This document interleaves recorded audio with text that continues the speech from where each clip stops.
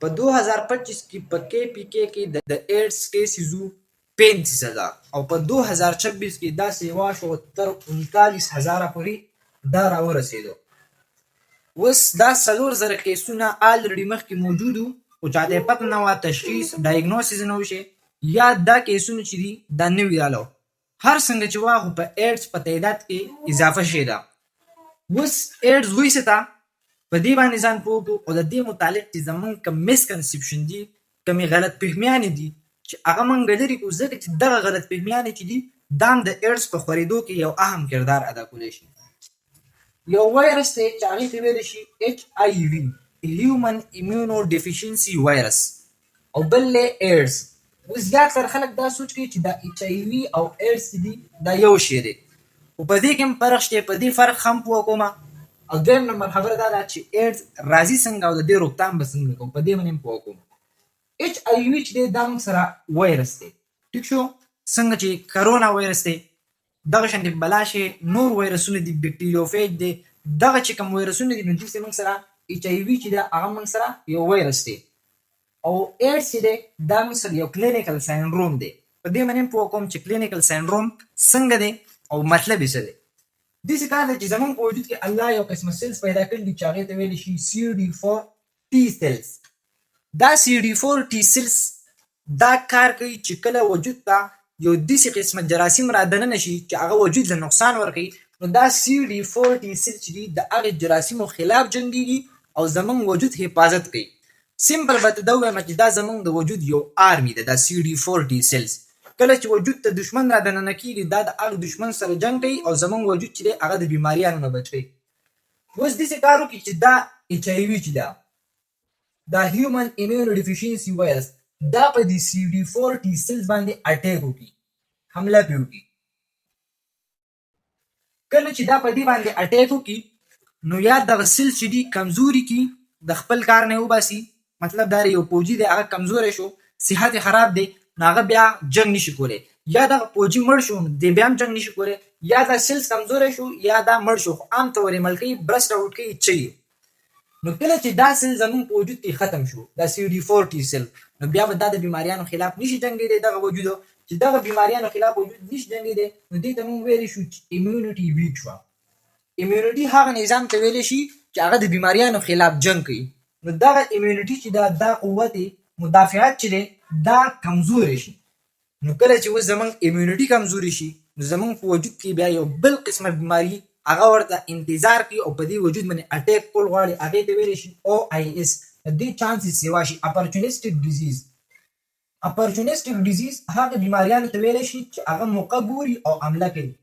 مطلب دا دی چې اوس زموږ وجود چې دی هغه CD4T سیل چې دي هغه ختم شوي دي وجود حفاظت نشي کولی. چې وجود حفاظت نشي کولی نو مختلف قسمه جراثیم راځي او په دغې وجود باندې اټیک کوي. سمپل تاسو له آسان مثال در کوم یو باډي ګارډ دی او د هغه نه ټول خلک یېرېږي او کله چې دغه باډي ګارډ کمزوری شو د نه بیا یو کس هم نه یېرېږي په ده باندې به هر څوک راباندې کوي او د خپل د ډغ اخیره چې دی هغه به ترې وباسي که ده چاته نقصان رسولی. زموږ وجود چې دی هغه خو هسې د جراثیمو خلاف جنګېدی شي خو که دا سیستم چې دی دا کمزوری شو دغه CD4T سیلز پکې ختم شو نو بیا به اپرچونسټک ډیزیز په دې باندې اټیک کوي. مطلب دا چې دا بیماریانې به موقع ګوري. اپرچونټي موقع ته ویلی شي موقع دیکھنے والے بیماری داسې ورته هم ویلی شي چې موقع ګوري او اټیک کوي دغه بیماریانې. نو چې کله اپرچونسټک ډیزیز زموږ په وجود کې راغله اپرچونسټک ډیزیز نو د هغې سره به د ایډز هغه چانسز چې دي هغه بیا سیوا کېږي. د ایډز چانسز به څنګه سیوا کېږي. ایډز څه ته ویلی شي دا تاسو ته مو وویل چې دا یو کلینیکل ساینډروم دی. په دې کې داسې کار وشي چې بلا شي بیماریانې چې دي هغه په وجود کې بیا پیدا کېږي او ډېر په اسانو باندې پیدا کېږي. معمولي تبه به د منځ راځي که معمولي جراثیم د باندې اټیک کړي نو غټه تبه به د منځ راځي د ډېر ټایم دپاره به تبه راځي. په معمولي خبره په انسان باندې تبه او دغه شانتې ډېرې غټې بیماریانې بې راځي ځکه چې د وجود چې دی هغه کمزوری شوی دی. ټرانسمیشن یې څنګه کېږي؟ ټرانسمیشن دا د وینې په ذریعه باندې هم کېږي.